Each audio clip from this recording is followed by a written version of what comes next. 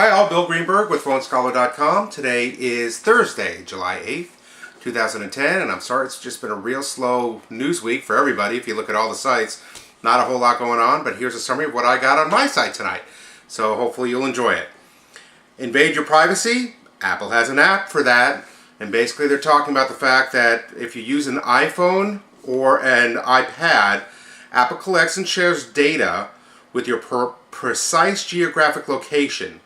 That's for different applications for the GPS, things like that. Now, Congress is not too thrilled about this. Specifically, Edward Markey, who's a Democratic representative from Massachusetts, and Joe Barton, who's a Republican representative from Texas. And they sent Steve Jobs a letter, and I do have a link on there of the actual letter, so if you want to see the actual letter, you can click on the link and see the letter, asking about, just specifically about this and the privacy and everything. The letter asks a series of 9 questions about the data gathered, how it is used, and who it is shared with, meaning the Apple partners. For example, a location-based service by MobileMe called Find My Phone requires personal information for the feature to work. Now, if you download this and you want to use it, and Find My Phone is if you lost your phone, you can go ahead and find it. But you do have to sign, you do have to agree to the clause, the policy that's on there. If you do not agree to the policy, you cannot download it.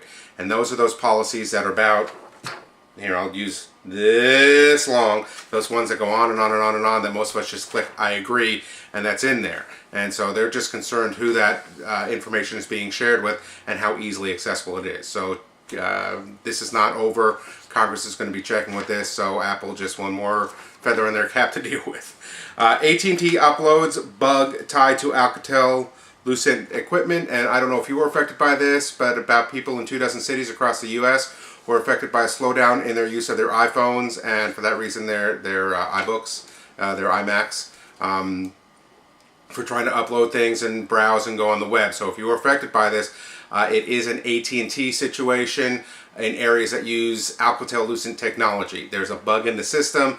They are trying to fix it. They haven't given an absolute date. If it didn't affect you, then obviously don't worry about it. So there you go. Samsung Captivate coming to AT&T on July 18th for $200. The Captivate I've talked about a number of times. If you go into the category section under Galaxy S, there's actually a video of the Galaxy S phone, which is kind of the generic for all four. All four are going to be a little bit different, but that'll give you an idea of what it looks like. But it looks like AT&T has announced the first one of the Galaxy S phones to hit the market is definitely going to be on July 18th for $200, $199.99 with a mail-in rebate and the 2-year activation and the data plan and the blah blah blah blah blah blah blah blah blah. But check it out, the Super AMOLED display, which unfortunately iSupply has also said that the Galaxy S's may be in short supply only because they're having problems providing these screens. So if you do want to get one, I would get one fairly soon because there may be an outage on these also. Under category, under T-Mobile, and I don't like putting these huge future things on, but this is just something to talk about technology. T-Mobile HSPA Plus smartphone due in September.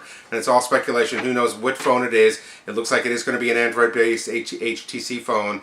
But the whole thing is with HSPA Plus, for those of you who don't know, basically it's kind of like the Super 3G, or it's the 3G's, the GSM's answer to the LTE WiMAX 4G.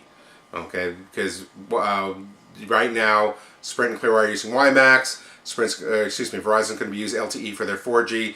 This HSPA Plus is kind of the answer to that for the GSM side.